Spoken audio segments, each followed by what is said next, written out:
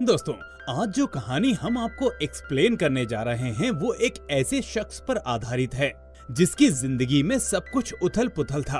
वो मानसिक तौर पर पूरी तरह से भटक चुका था, लेकिन इन सब के बावजूद उसने कुछ ऐसा करके दिखा दिया कि उसका नाम नोबेल पुरस्कार विजेताओं में दर्ज हो गया और वो सनकी शख्स दुनिया भर में मशहूर हो गया। लेकिन सोचने वाली बात तो ये है कि आखिर कौन था वो आदमी और ऐसे हालातों से लड़ते हुए उसने ये मुकाम कैसे हासिल किया। ये कहानी सच में आपको सोचने पर मजबूर कर देगी कि वाकई जिंदगी में हर समस्याओं का हल नहीं होता, कभी कभी हमें उनके साथ जीना भी सीखना पड़ता है। बस इसके लिए बने रहना पड़ेगा आपको वीडियो के अंत तक। मूवी का नाम है अ ब्यूटीफुल माइंड, डायरेक्टर है रॉन हॉवर्ड और IMDb रेटिंग है 8.2 आउट ऑफ 10। तो चलिए फिर शुरू करते हैं। इस कहानी की शुरुआत वर्ल्ड वॉर 2 के खत्म होने के 2 साल बाद यानी कि 1947 के दौर से शुरू होती है। यहाँ हमें जॉन नैश से मिलवाया जाता है जो कि यूनिवर्सिटी के पहले दिन साथियों से रूबरू हो रहा है और ये सभी गणित और विज्ञान के बेमिसाल स्टूडेंट्स होते हैं। इन्हीं में से एक स्टूडेंट था मार्टिन हैंसन जो जॉन की तरह स्कॉलर है। वो दोनों एक दूसरे से इंटरेक्ट होते हैं और यहाँ पर जॉन उससे कहता है कि मैंने तुम्हारे दोनों ब्लूप्रिंट्स पढ़े हैं, तुम्हें बताना चाहूंगा कि तुम्हारी दोनों की दोनों इनोवेशंस फ्लॉप हैं। असल में दोस्तों, जॉन स्वभाव का बहुत ही अकड़ और शर्मीला टाइप का था। वो कभी भी दिल से नहीं सोचता था, वो हमेशा दिमाग से सोचता था और जो सही लगता था वो बोल देता था, ये सोचे बगैर कि अगले को क्या महसूस होगा। जॉन की दुनिया आम स्टूडेंट से काफी अलग थी। उसे ज्यादातर अकेले रहना पसंद था और अपना नॉलेज किसी से शेयर करने में दिलचस्पी नहीं रखता था। अब जॉन हॉस्टल के कमरे में जाता है जहाँ पर उसके साथ एक और स्टूडेंट रहा करता था। उसका नाम था चार्ल्स हरमन। चार्ल्स लिटरेचर का स्टूडेंट था और दोनों की काफी बनती भी थी। हालांकि ये दोनों एक दूसरे से बिल्कुल अलग थे, लेकिन एक ही कमरे में रहने की वजह से उनमें थोड़ी बहुत बोलचाल होना शुरू हो चुकी थी। यहीं पर जॉन अपने दोस्त चार्ल्स को बताता है कि वो काफी टेंशन में है क्योंकि क्लास में सभी ने अपनी थीसिस जमा कर दी है, लेकिन मैंने अभी तक उस पर काम करना शुरू भी नहीं किया है क्योंकि मैं बाकी स्टूडेंट्स की तरह वही घिसे पिटे रिपीटेड आइडियाज पर प्रोजेक्ट नहीं बनाना चाहता हूँ, बल्कि मेरी दिलचस्पी तो किसी नए प्रोजेक्ट को बनाने में है। जॉन वाकई यूनिवर्सिटी के सभी बच्चों से बिल्कुल अलग था। वो ना तो किसी से ज्यादा बात करता था और ना ही क्लास करता था। उसके मुताबिक क्लास में बैठना मतलब किताब में लिखी उन्हीं पुरानी चीजों को टीचर्स द्वारा दोबारा सुनकर समय खराब करना है। इसलिए वो अपना समय ऐसी चीजों में लगाना चाहता है जो कि दुनिया में कभी नहीं हुई है। बस जॉन की इन्हीं हरकतों की वजह से हर कोई उसे पागल समझता है क्योंकि वो सबसे सब सच सच बोल देता था और अपने काम में इतना मगन रहता था कि उसे फर्क ही नहीं पड़ता था कि उसके अगल बगल क्या कुछ हो रहा है। आखिरकार वो दिन भी आ जाता है जब सभी बच्चे अपनी थीसिस जमा कर चुके थे, लेकिन जॉन ने तो अभी तक डिसाइड भी नहीं किया था कि उसे किस टॉपिक पर अपनी डॉक्टरेट पूरी करनी है। वो ये सोच सोचकर परेशान हो रहा था। तभी चार्ल्स वहाँ आता है और कहता है कि तुमने कुछ सीखा हो या ना सीखा हो, लेकिन खिड़कियों पर कारीगरी करना बखूबी जान गए हो। दरअसल वो अपने दिमाग में आने वाले सभी आइडियाज को खिड़की पर लिखता था और जॉन को याद आता है कि बीते कुछ दिनों पहले खिड़की पर 3 आइडियाज लिखे थे जिन पर थीसिस लिखी जा सकती हैं। एक जिसमें लोग रग्बी फुटबॉल खेल रहे होते हैं, दूसरा जिसमें कबूतर एक दूसरे से दाने के लिए लड़ रहे थे और तीसरा एक औरत उसका पर्स चुराने वाले आदमी के पीछे भाग रही है। हालांकि जॉन ह्यूमन बिहेवियर पर थीसिस लिखना चाहता था, लेकिन ये तीनों की तीनों उसे इतनी काम की नहीं लग रही थी। फिर जॉन का मन बहलाने के लिए चार्ल्स उसे बार में लेकर जाता है जहां पर उसके क्लासमेट्स पहले से ही एंजॉय कर रहे थे और यहीं पर एक लड़की होती है जो जॉन को काफी देर से देख रही होती है। हर किसी के दोस्तों की तरह उसके दोस्त भी उससे कहते हैं कि क्या पता ये तुम्हारे प्यार में पागल हो जाए और जॉन अपने दोस्तों की बातों में आकर उसके पास जाता है। लेकिन हमेशा की तरह सीधी बात करने वाले जॉन को लड़की से बात करने का बिल्कुल भी अंदाजा नहीं था। वो लड़की के पास जाता है तो लड़की पूछती है कि शायद तुम मेरे लिए ड्रिंक ऑर्डर करना चाहोगे, जिस पर जॉन डायरेक्ट उससे पूछ बैठता है कि शायद तुम मेरे साथ सोना चाहती हो। पर लड़की जॉन को एक जोरदार तमाचा मारकर वहाँ से चली जाती है।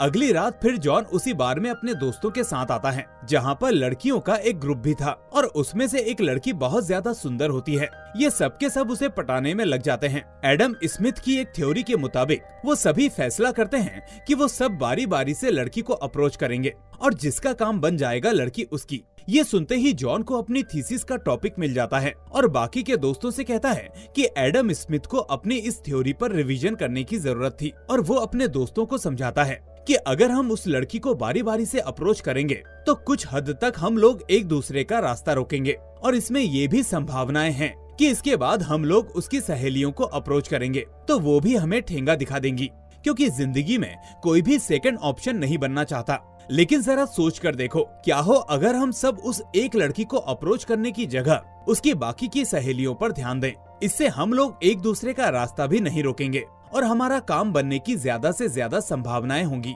जॉन उन लोगों को ये भी समझाता है कि एडम स्मिथ ने कहा था कि जब हम लोग ग्रुप में काम करते हैं तो सबके रिजल्ट्स बहुत ही अच्छे आते हैं, लेकिन रिजल्ट तब और अच्छे आ सकते हैं जब हम वही करें जो सबके लिए बेहतर हो। और दोस्तों, कुछ इस तरह जॉन नैश को गवर्निंग डायनेमिक थ्योरी का आइडिया मिल जाता है। अगले दिन जब वो इस आइडिया को एक प्रोजेक्ट के रूप में तैयार करके अपने प्रोफेसर को दिखाता है तो वो काफी खुश होते हैं, क्योंकि जॉन की इस थ्योरी ने एडम स्मिथ की 150 साल पुरानी थ्योरी को नकार दिया था। प्रोफेसर जॉन को कहते हैं कि तुम्हारी इस नई खोज के चलते तुम्हें दुनिया की किसी भी यूनिवर्सिटी में एडमिशन मिल सकता है और अब तुम जाओगे MIT, जहां पर इस आर्टिकल को पब्लिश करवाना है। लेकिन इसके लिए तुम्हें 2 सहयोगियों की जरूरत पड़ेगी जो कि एक टीम की तरह तुम्हारे साथ काम करेंगे।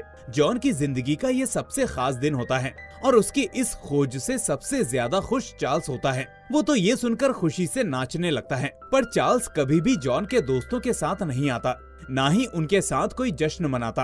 वो सिर्फ जॉन को अकेले ही मिला करता था। अब धीरे धीरे 5 साल बीत जाते हैं और हम देखते हैं जॉन नैश को दी पेंटागन में बुलाया जाता है, जहां पर उसे इनक्रिप्टेड कोड को डिकोड करने के लिए बुलाया गया था, जिसे जॉन पलक झपकते ही सॉल्व कर देता है। और ये देखकर वहां मौजूद हर कोई हैरान था, क्योंकि इससे पहले इन कोड को डिकोड करने में बड़े बड़े साइंटिस्ट के माथे से पसीना आ चुका था। हालांकि इन खुफिया कोड्स को डिकोड करने में जॉन काफी माहिर था और इस एजेंसी के लिए वो इससे पहले भी 2 बार काम कर चुका था। सब जॉन का शुक्रिया अदा कर ही रहे थे कि उसकी नजर ऊपर खड़े एक शख्स पर पड़ती है जो उस पर चुपके से नजर रख रहा था, पर जॉन की नजर उस पर गई तो वो गायब हो गया। जॉन यहाँ पर MIT के बच्चों को पढ़ाने का भी काम करता था, साथ ही साथ वो अपने रिसर्च वर्क पर भी काफी टाइम स्पेंड कर रहा था।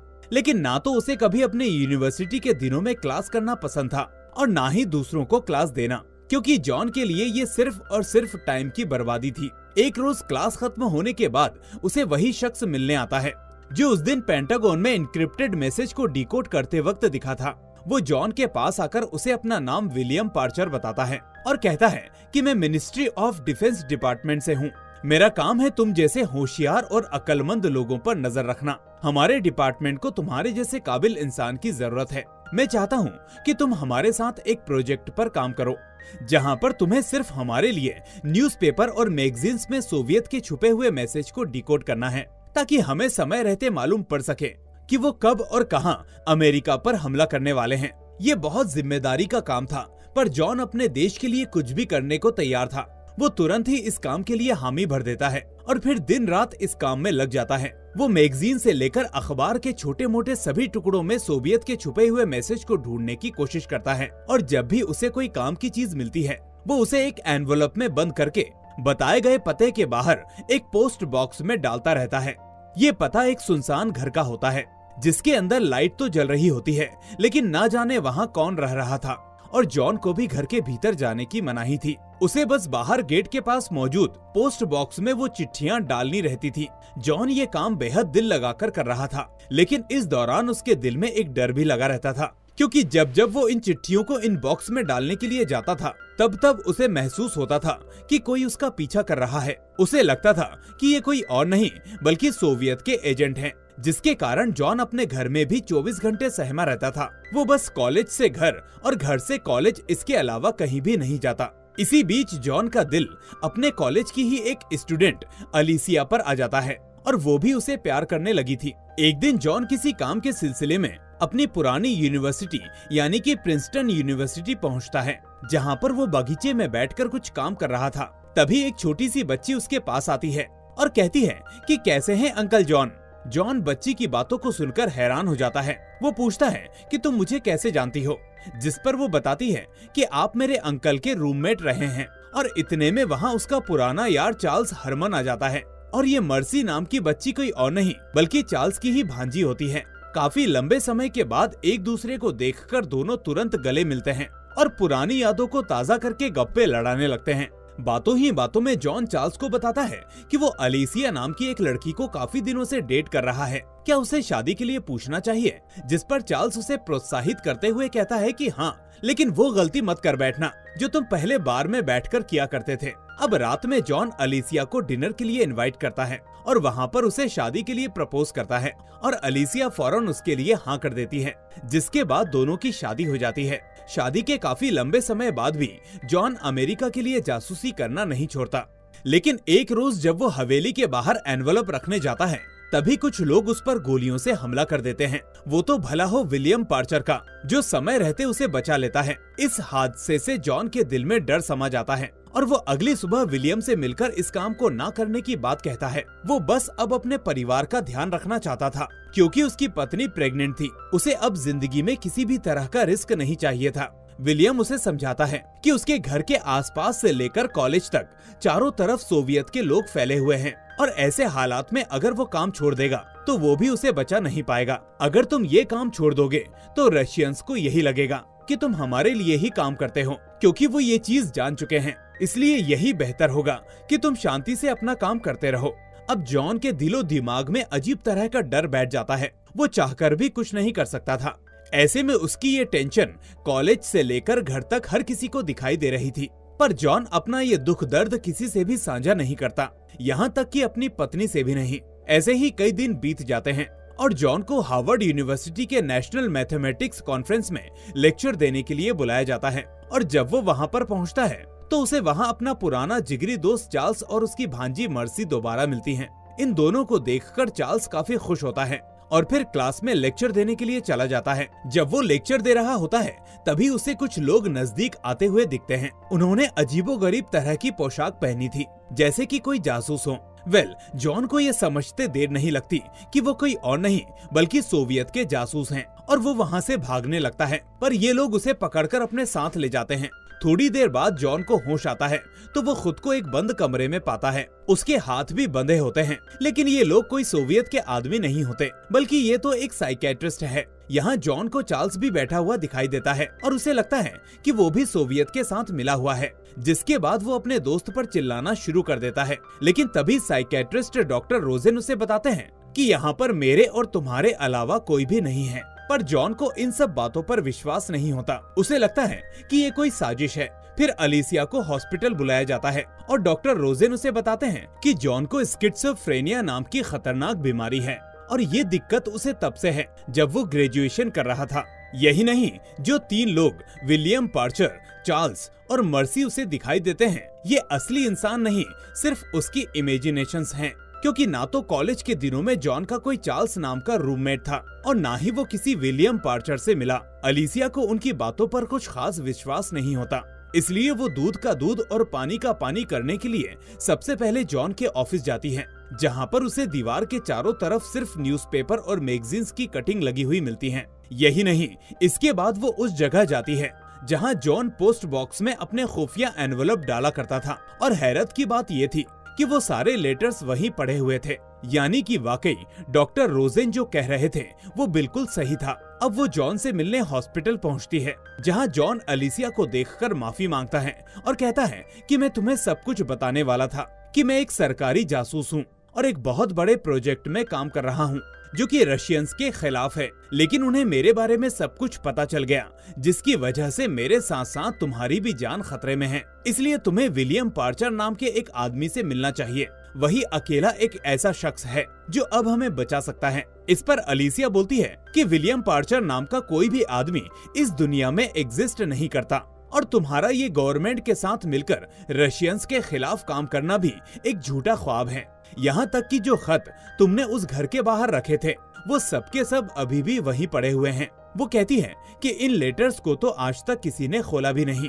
ना जाने क्यों तुम ये सोच रहे हो, ऐसा कुछ भी नहीं है और जो कुछ भी है वो सिर्फ और सिर्फ तुम्हारे दिमाग में है।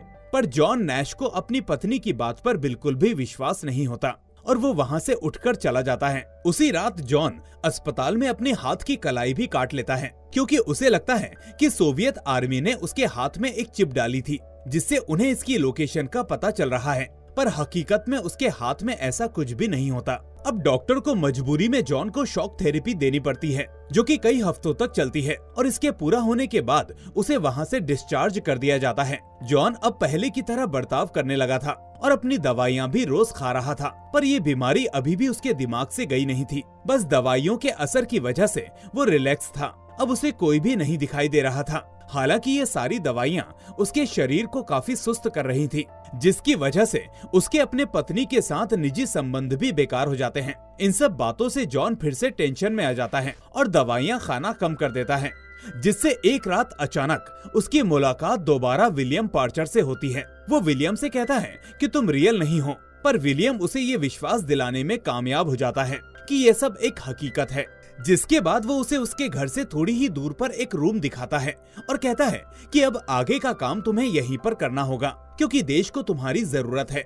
जिसके बाद जॉन एक बार फिर से विलियम के साथ काम करना शुरू कर देता है। ये बात वो अपनी पत्नी से भी छुपा कर रखता है। अलीसिया को लगता है कि उसका पति अब ठीक हो रहा है, लेकिन एक दिन उसकी पत्नी उसके कमरे तक पहुंच जाती है और वो देखती है कि वहाँ पर उसी तरह के पेपर्स और मैगजीन्स की कटिंग्स पड़ी हुई हैं, जैसा कि उसने उसके ऑफिस में देखा था। अलीसिया समझ जाती है कि जॉन एक बार फिर से अपनी बीमारी की तरफ बढ़ रहा है और वो अपने दिमाग को बिल्कुल भी कंट्रोल नहीं कर पा रहा है। यानी कि उसे एक बार फिर से विश्वास हो गया है कि उसके ये जो इमेजिनरी फ्रेंड्स हैं वो सब असली हैं। अलीसिया भागकर तुरंत अपने घर जाती है, जहाँ पर वो देखती है कि जॉन ने अपने बेटे को बाथटब में पानी चलाकर छोड़ दिया है। उसका बेटा बस डूबने ही वाला था कि ऐन वक्त पर आकर वो उसे बचा लेती है। वो जॉन से पूछती है कि उसने बेटे को अकेला क्यों छोड़ा। जॉन कहता है वो अकेला नहीं था, उसके साथ चार्ल्स हरमन था और इसका ख्याल रख रहा था। जी हाँ, वही चार्ल्स हरमन जो कॉलेज के दिनों में उसका रूममेट हुआ करता था, जो कि कुछ और नहीं बल्कि उसका इमेजिनरी फ्रेंड था। अलीसिया जॉन से चिल्लाकर कहती है कि ऐसा कोई भी इंसान दुनिया में नहीं है, और फिर नीचे जाकर डॉक्टर रोजेन को फोन लगाने लगती है, क्योंकि वही जॉन का इलाज कर रहे थे। इसी दौरान विलियम पार्चर जॉन को दिखाई देने लगता है और कहता है कि तुम्हें अपनी पत्नी को रोकना पड़ेगा, वरना तुम्हें फिर से पागलों के अस्पताल में भर्ती कर दिया जाएगा। विलियम पार्चर बंदूक निकालकर अलीसिया को मारने जाता है, जो कि सिर्फ जॉन नैश को दिख रहा होता है। वो अपनी पत्नी को बचाने के लिए पार्चर को धक्का देता है, लेकिन उसका हाथ सीधे जाकर अलीसिया को लगता है और वो गिर जाती है। अब अपने ऊपर हमला होते देख अलीसिया जॉन पर गुस्सा करके घर छोड़कर जाने लगती है। जॉन ये सब देख ही रहा होता है कि विलियम पार्चर उससे कहता है कि तुम्हें अपनी पत्नी को किसी भी तरह रोकना होगा, उसे मारना पड़ेगा। तभी वहाँ चार्ल्स हरमन भी आ जाता है और वो भी उससे विलियम की बात मानने को कहता है। जॉन अब कंफ्यूज हो जाता है कि आखिर वो अपनी पत्नी को क्यों मारे। फिर छोटी बच्ची मर्सी भी वहाँ आ जाती है, जिसे देखकर जॉन का दिमाग घूमना शुरू हो जाता है और उसे सभी पुरानी चीजें याद आने लगती हैं। वो फौरन अपनी पत्नी की गाड़ी के आगे जाकर खड़ा हो जाता है और उससे कहता है कि तुमने सही कहा था, मैं सच में बीमार हूँ, क्योंकि मर्सी को मैं इतने सालों से देख रहा हूँ, लेकिन वो बच्ची बढ़ नहीं रही। उसकी उम्र उतनी की उतनी ही है। ना तो उसकी उम्र बढ़ रही है, ना ही उसका कद बढ़ रहा है, और ना ही उसने कभी अपनी ड्रेस तक चेंज की। इन सब चीजों को नोटिस करके जॉन समझ जाता है कि उसकी पत्नी और डॉक्टर सही कह रहे हैं। इसके थोड़ी ही देर बाद डॉक्टर रोजेन जॉन से मिलने आते हैं और पूछते हैं कि क्या तुम्हें वो लोग अभी भी दिखाई दे रहे हैं। वो कहता है हाँ, वो मेरे बगल में बैठे हैं। दरअसल जॉन को सब दिखाई दे रहे थे, लेकिन वो अब अच्छे से जान चुका था कि ये सब कुछ और नहीं बल्कि एक ख्वाब है, जिनसे उसे खुद ही पीछा छुड़ाना है, और इसके लिए अब वो कोई भी दवा नहीं खाना चाहता। इस काम में उसकी पत्नी अलीसिया उसका बखूबी साथ देती है और वो अपनी पत्नी को यकीन दिलाता है कि वो इन सब से जल्दी ही बाहर निकल आएगा। फिर जॉन प्रिंसटन यूनिवर्सिटी जाता है, जहाँ पर उसका पुराना क्लासमेट हैंसन अब मैथमेटिक्स डिपार्टमेंट का हेड बन चुका था। वो जॉन को वहाँ की लाइब्रेरी में अपना काम करने की इजाजत दे देता है, लेकिन जॉन के लिए अभी भी अपनी बीमारी से लड़ना इतना आसान नहीं था, क्योंकि विलियम चार्ल्स उसे सब बारी बारी से दिखाई दे रहे थे। वो उसका पीछा छोड़ने का नाम ही नहीं ले रहे थे। ये सब के सब उसे रास्ते से भटकाने की कोशिश करते हैं, यहाँ तक कि काफी मानसिक तनाव भी देते हैं। लेकिन जॉन उनकी बातों में बिल्कुल भी नहीं आता और अपनी रिसर्च जारी रखता है। यहाँ तक कि कॉलेज के बच्चे भी उसे पागल समझते हैं। पर इन सब के बावजूद भी जॉन सिर्फ अपने काम से काम रखता है। धीरे धीरे समय के साथ ये सब अब जॉन के लिए आम हो चुका था और फिर हमें सन 1978 का दौर दिखाया जाता है, जहाँ पर आज भी जॉन के वही इमेजिनरी दोस्त दिखाई देते हैं। उसकी बीमारी बिल्कुल वैसी की वैसी ही पड़ी है। इनफैक्ट वो बूढ़ा हो चुका है, लेकिन उसकी बीमारी जाने का नाम ही नहीं ले रही। मगर हैरत की बात तो ये थी कि अपनी इस बीमारी के साथ उसने नॉर्मल इंसानों की तरह जीना सीख लिया था। वो कॉलेज में पहले की तरह दोबारा पढ़ना भी शुरू कर चुका था और कुछ समय के घोर अध्ययन के बाद सन 1994 में जॉन से मिलने एक आदमी आता है और बताता है कि सरकार उसे नोबेल पुरस्कार देना चाहती है। फिर कॉलेज के बड़े बड़े प्रोफेसर जॉन के सम्मान में अपने अपने पेन निकालकर उसके सामने रख देते हैं और इसके बाद जॉन ने जो गेम थ्योरी पर रिसर्च की थी उसे इसके लिए नोबेल पुरस्कार से नवाजा जाता है। सभी लोग जॉन के लिए जोर जोर से तालियां बजाते हैं, लेकिन जॉन कहता है कि ये प्राइज मैं अपनी पत्नी अलिसिया को डेडिकेट करना चाहता हूँ, क्योंकि अगर वो ना होती तो शायद मैं आज यहाँ तक कभी ना पहुँच पाता और एक पागल इंसान बनकर ही रह जाता।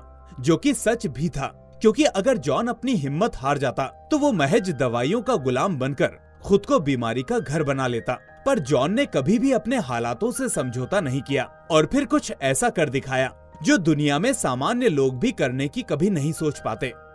इसी के साथ ही हमारी ये कहानी यहीं पर खत्म होती है। दोस्तों, वीडियो अगर अच्छा लगा हो तो इसे अपने दोस्तों और रिश्तेदारों के साथ भी शेयर करना मत भूलना और जाते जाते जॉन नैश की इस बहादुरी के लिए एक लाइक जरूर दे दें।